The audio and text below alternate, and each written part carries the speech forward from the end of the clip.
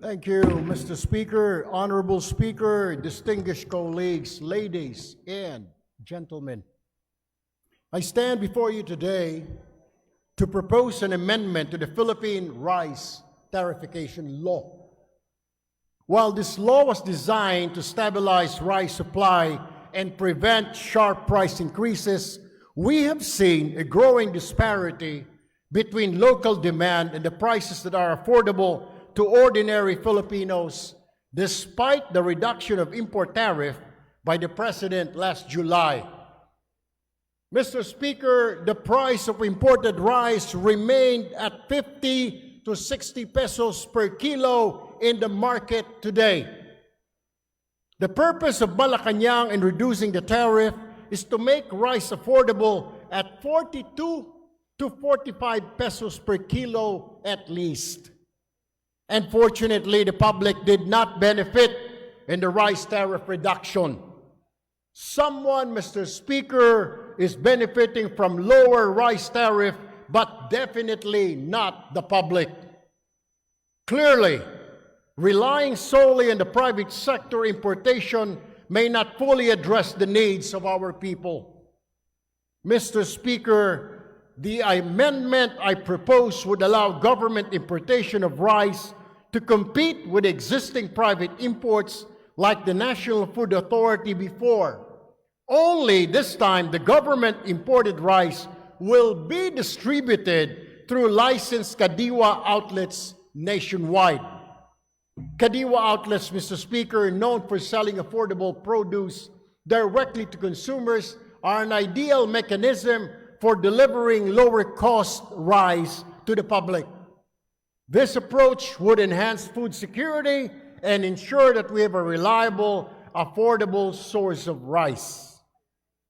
By empowering, Mr. Speaker, dear colleagues, the Department of Agriculture to import rice, we can create a balanced market where prices reflect the needs of consumers and limit undue price increases. Additionally, it will provide the government with a stronger hand to stabilize prices, competing with the private sector while ensuring that ordinary citizens, the Juans and the Marias of our countries, are not left vulnerable to market fluctuations, hoarding and profiteering by some. Therefore, Mr. Speaker, I urge my esteemed colleagues to consider this amendment, which aims to bring relief to the people we serve and support their access to affordable staple food every day. Maraming salamat po, Ginoong Speaker. Maraming salamat po, colleagues. Good afternoon. Maraming salamat, Congressperson Aaron Tulfo of ACT-CIS. Majority Leader. Thank you, Mr. Speaker. Sa aking kasama si Congressman Abet Garcia,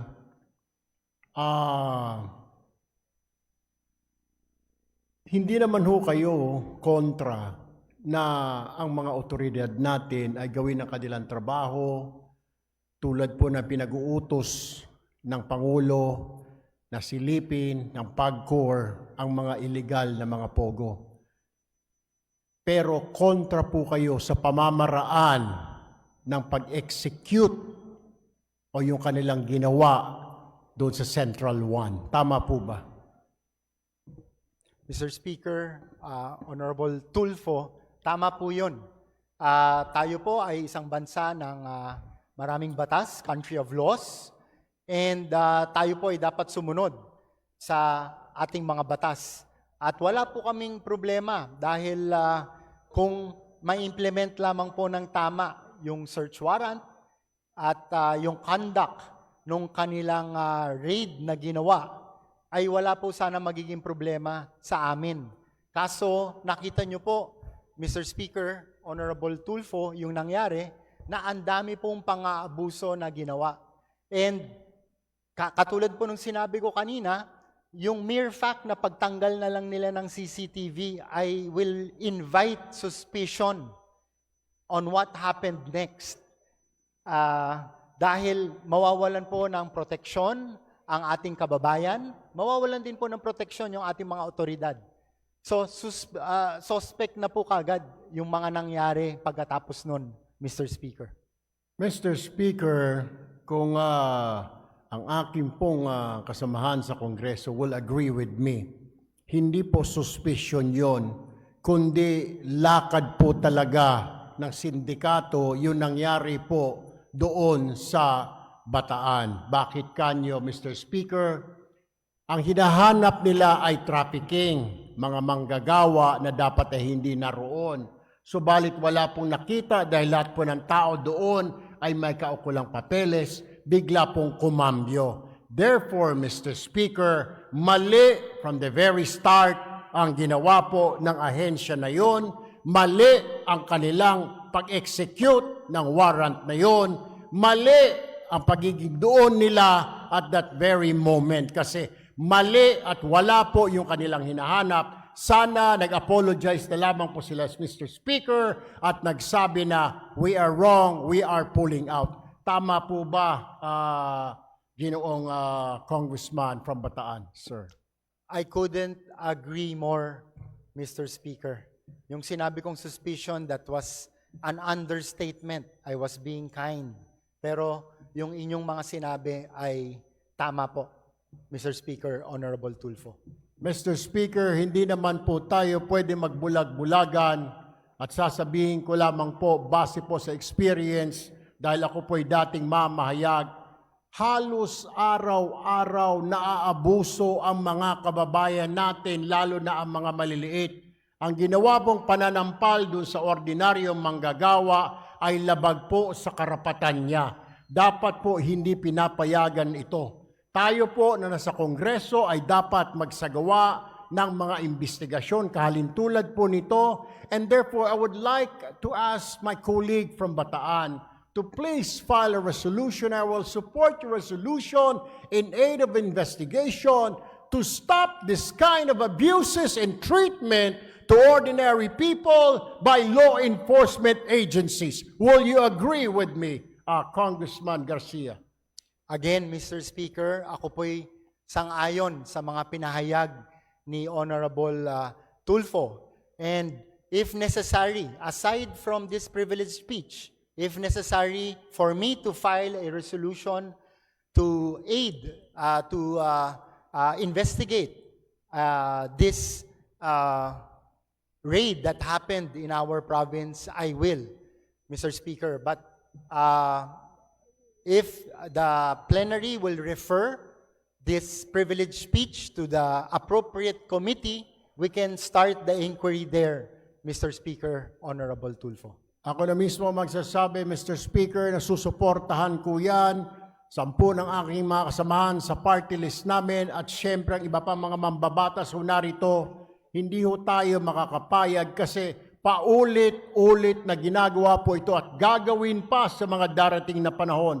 Matagal na ho nating naririnig, Mr. Speaker, mga pang-aabuso ng mga government agencies, law enforcement officials, huli dito, huli doon, at pagkatapos kakargahan ng kung ano-ano o kakasuhan, ang pobreng tao ay walang magawa dahil hindi nga cannot afford to pay a lawyer, ay mananatili sa kulungan. Dapat po, Mr. Speaker, this has to stop now during this administration. Dapat po hindi na po natin makita pa itong mga ganitong kahalintulad na pang-aabuso ng mga otoridad because they are powerful, they can do anything. Dapat po hindi po ganon, Mr. Speaker. Maraming salamat po, Ginoong Congressman Garcia. Mr. Speaker, maraming salamat po. Yan lamang po. Thank you very much, Mr. Speaker, at maraming salamat sa inyong suporta, Honorable Tulfo. Maraming salamat, Congressman Tulfo of ACT-CIS. Majority Leader. Mr. Speaker, I move that we refer the speech of the Honorable Albert Garcia, the manifestation of the Honorable Maria Angela Garcia, the interpellations of the Honorable Irwin Tulfo and the Honorable Manuel. Raul Manuel to the Committee on Rules for each appropriate action. So move, Mr. Speaker. Yes, Majority Leader. Is there no objection The chair hears none. The privileged speech of Representative Albert Garcia, together with the interpellation and the manifestation thereon, is referred to the Committee on Rules for appropriate action. Majority Leader. Mr.